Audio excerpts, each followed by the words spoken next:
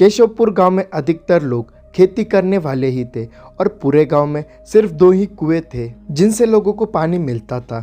और कुछ समय बाद गांव का एक कुआं पूरी तरह से सूख गया और अब पूरे गांव के लोग पानी की जरूरत के लिए एक ही कुएं पर निर्भर थे।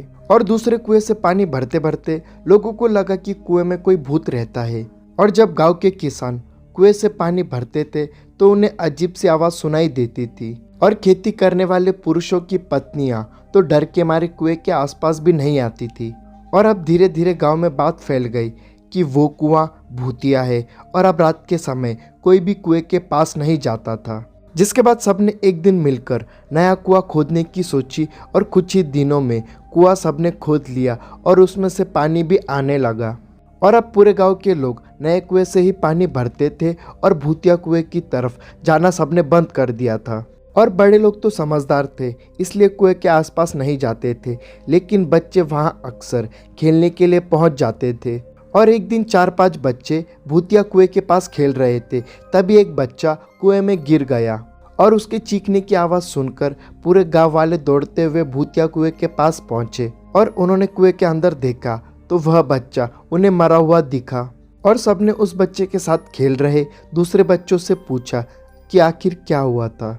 और बच्चों ने कहा कि वो खेलते खेलते पानी को देखने गया और अचानक कुएं में गिर पड़ा। और इस हादसे के बाद गांव वालों ने तुरंत एक तांत्रिक को जाकर कुएं के पास बुलाया और वहां जाकर तांत्रिक ने बहुत सारे मंत्र पढ़े, जिसे सुनकर भूत सबके सामने आ गया। और फिर तांत्रिक ने अपनी विद्या का इस्तेमाल करके उस भूत को कुएं को छोड़कर जाने के लिए कहा और भूत ने तांत्रिक की बात को मानने से इनकार कर दिया। तांत्रिक ने पूछा कि तुम क्यों नहीं जाओगे, यहाँ आकर बच्चे मर रहे हैं इसलिए तुम्हें जाना ही होगा।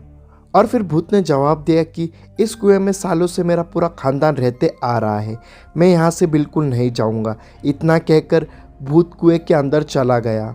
और अब तांत्रिक ने गांव के लोगों से कहा कि इस कुएं के मुंह को ढक दो, ऐसा करने से किसी तरह के हादसे नहीं होंगे। और ये सुनते ही गाँव के मुखिया ने तुरंत काम शुरू करवा दिया और दूसरे दिन कुएं के मुंह पर जाली डाली और पूरी तरह से रेत और सीमेंट से पक्का ढक्कन बना दिया गया और उसे ढक दिया गया। और अब सारे गांव वाले खुशी खुशी रहने लगे। और उस दिन के बाद से गांव में किसी तरह की घटना नहीं हुई और भूतिया कुएं के डर से लोग मुक्त हो गए। और इस कहानी से हमें यह सीख मिलती है कि किसी भी परेशानी में हार नहीं माननी चाहिए, क्योंकि किसी न किसी तरीके से उस परेशानी से बाहर निकला जा सकता है। वीडियो अच्छी लगी हो तो वीडियो को लाइक करो और स्क्रीन पर दिख रही वीडियो को ज़रूर देखो।